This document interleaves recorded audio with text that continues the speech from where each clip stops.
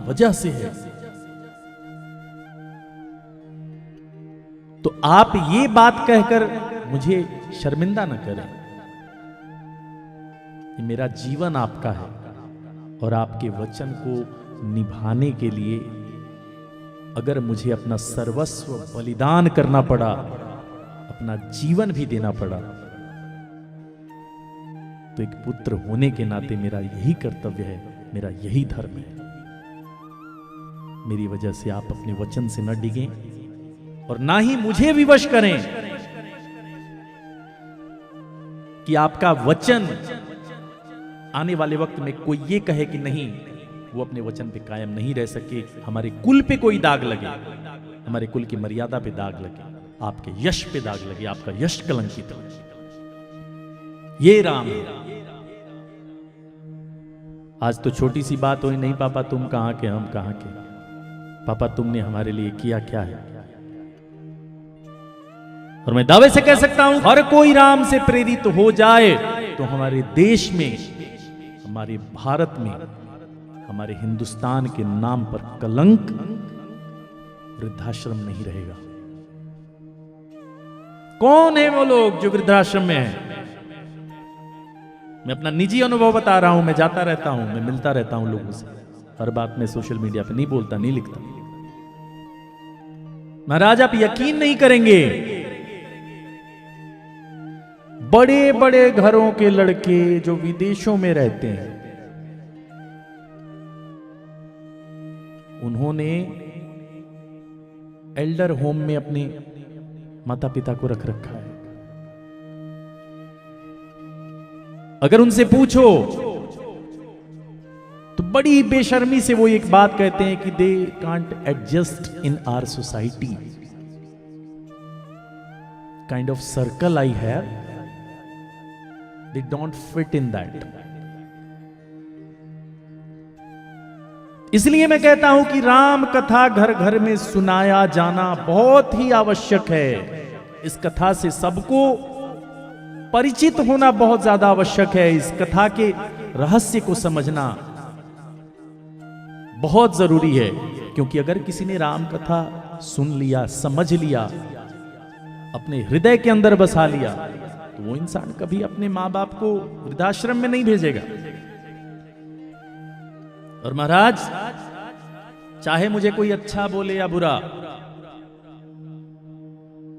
वृद्धाश्रम की जगह हिंदुस्तान में नहीं होनी चाहिए। मेरे हिसाब से तो दुनिया में कहीं नहीं होनी चाहिए, लेकिन चूंकि मैं इस देश का एक जिम्मेवार नागरिक हूं,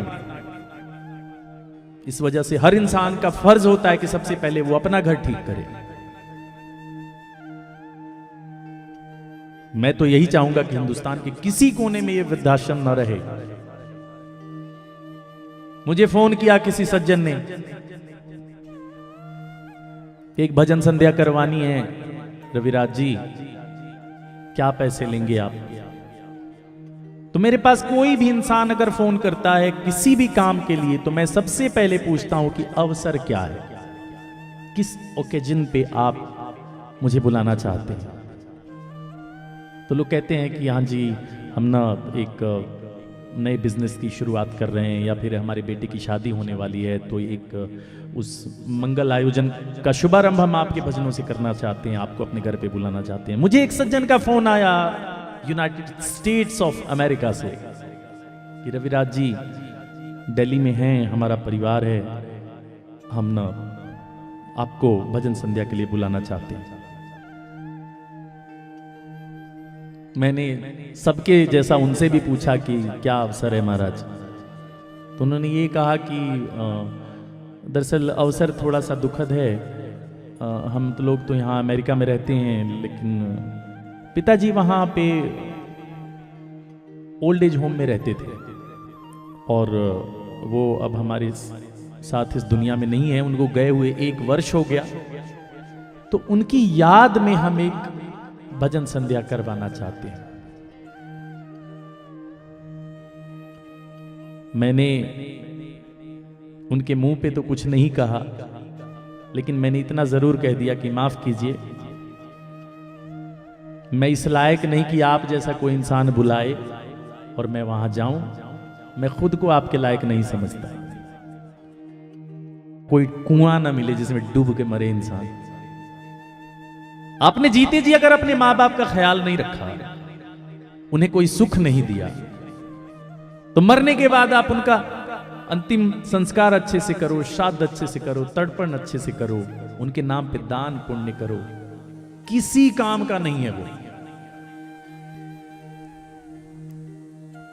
किसी भी इंसान को अगर कुछ देना है तो तभी तक देना सार्थक है जब तक वो इंसान आपके साथ रिश्ते में है, आपके सामने प्रत्यक्ष है, आप दोनों साथ हैं।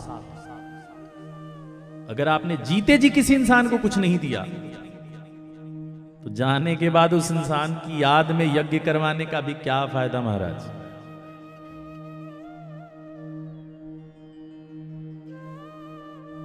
तो राम ने ये परिभाषा गढ़ी कि अगर पिता के लिए भी कुछ करना हो तो जीते जी कर लो। और शायद यही वजह थी कि राम पिता के जाने के बाद रोए जरूर, परम पिता परमेश्वर के अवतार थे, मगर इंसानों की तरफ फूट फूट के रोए जरूर, मगर राम के मन में कभी कोई अफसोस नहीं रहा। और महाराज, मैं दावे के साथ कह सकता हूं कि इंसान के जीवन में दुख का अगर दुख की कोई सबसे बड़ी वजह होती है तो वो अफसोस ही है। मैं ये नहीं कर पाया, मैं वो नहीं कर पाया, मैं इस इंसान से नहीं मिल पाया, अगर वो इंसान मेरे साथ होता तो कितना अच्छा होता। आपका ये अफसोस साबित करता है कि जब आपके पास वक्त था तब आपने कुछ अच्छा करने की कोशिश नहीं की। और इसी वजह से जब राम ने रावण का वध कर दिया तो सारे देवता आकाश में प्रकट हुए, सारे फूल बरसा रहे थे राम जी के ऊपर। तो उन फूलों की बारिश करने वालों में राम जी के पिता दशरथ जी भी थे। तो राम ने जब दशरथ जी को देखा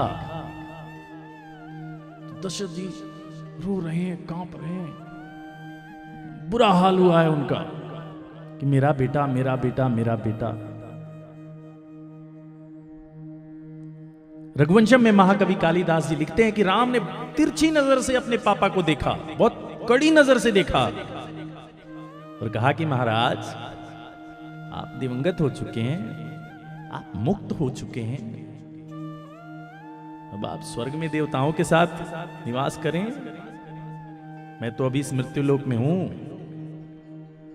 हमारा आपका भौतिक संबंध था वो अयोध्या तक ही था, अब कहां आप मेरे पिता, कहां मैं आपका पुत्र।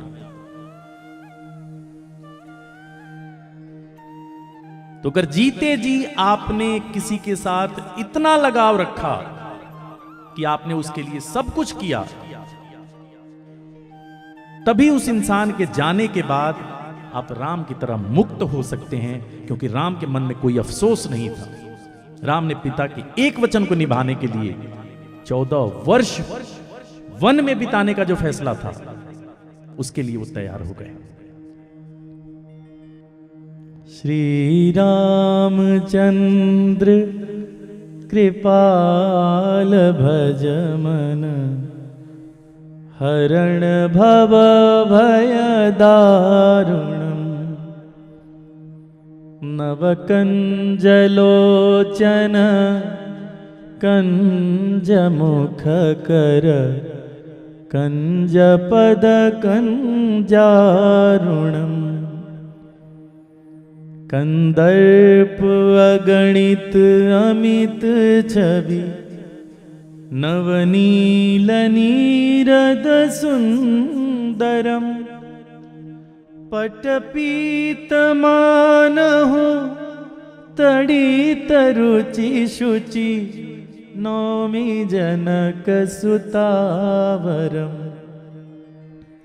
श्री रामचंद्र कृपाल भज मन, हरण भव भय दारुणम। जय श्री राम।